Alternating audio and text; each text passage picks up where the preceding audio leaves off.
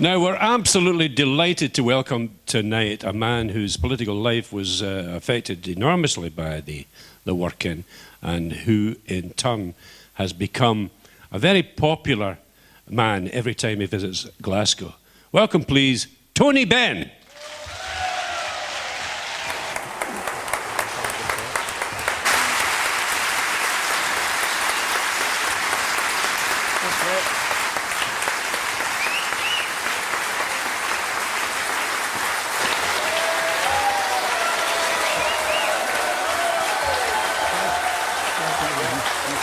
Right here? Okay.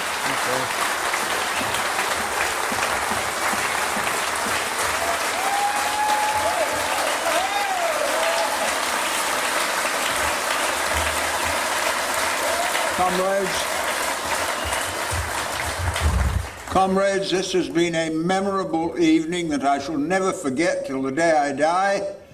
I congratulate you on having organised it. It has everything, had music, had song, had speeches, had that wonderful film in which we saw Jimmy REID speak and Jimmy Early speak, and then that address that Jimmy gave when he was made a rector of, got a degree at the university.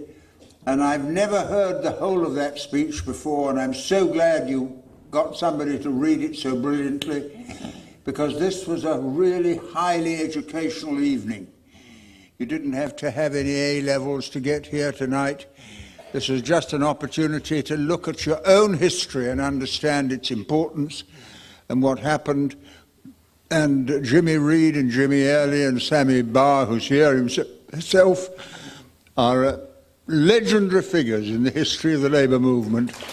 And I think that we have so much to learn from them. When I look back on history, and I'm an old man now, and I recognise increasingly as I get older that every generation has to fight the same battles again and again and again, and we draw inspiration from those who fought, as Jimmy, the two Jimmys and Sammy Barr did at the time of Upper Clyde shipbuilders. They rank, in my opinion, among the greatest of the historical figures, people who fought for the right to trade unions, the Tolpuddle martyrs, who were sent to Australia as convicts because they took an oath to a trade union, and then they came home because they realized the king had taken an oath of allegiance to the Freemasons, so they had to let them back. And then go right through the Chartists who campaigned for the vote, the suffragettes, and it all is part of a history which is our history. And we draw inspiration because if you look at the cuts now and the situation we're in at the moment, we need those same voices again and again and again, and we draw inspiration from what's gone before.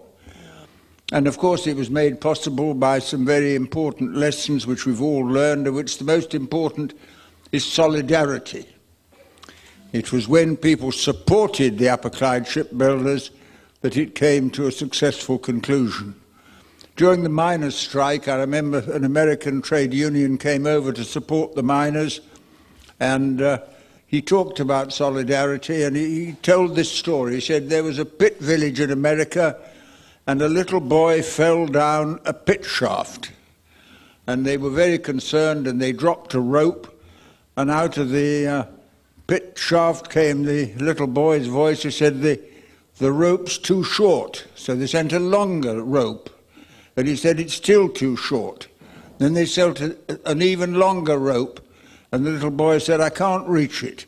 And his voice came out of the pit, and what he said was, tie your ropes together.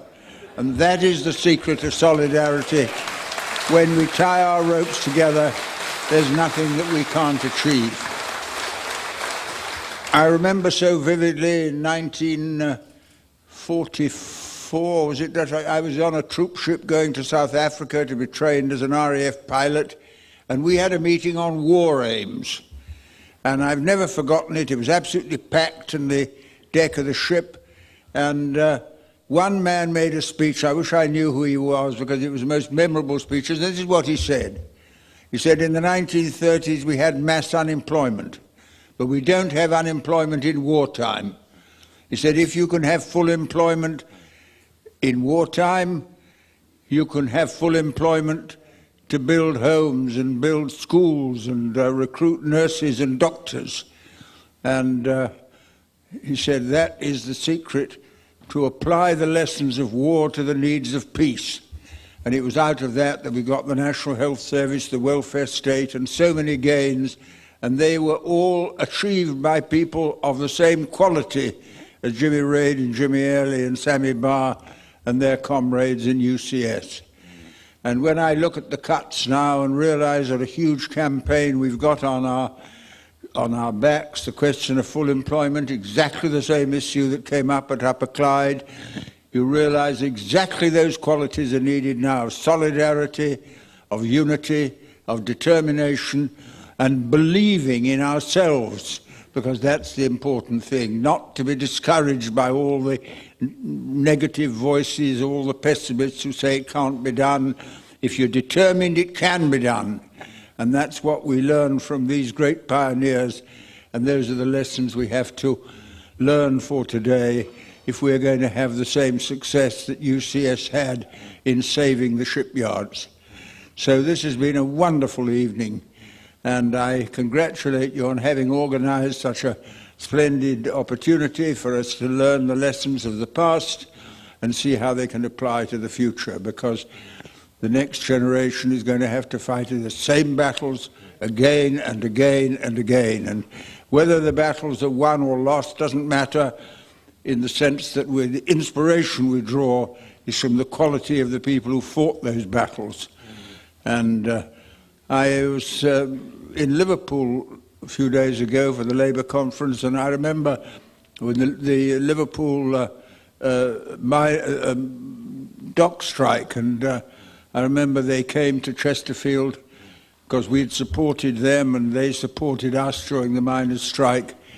And one of them said that what you have to remember is that we are one and the same.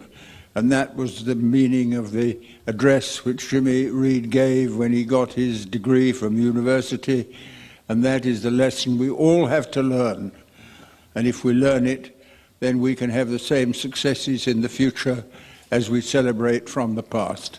So comrades, stick together, trust each other, believe in the moral nature of politics, because it is all about morality. How you treat other people is what it's all about.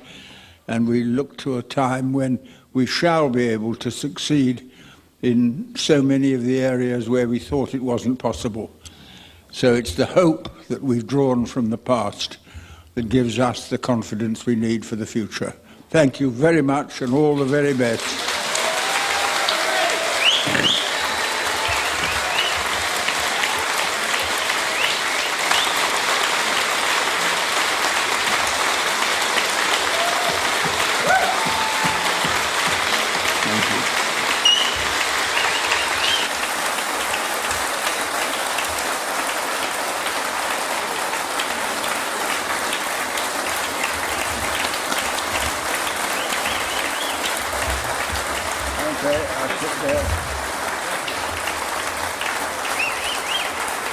So Tony Benn, ladies and gentlemen, comrades, boys and girls, friends,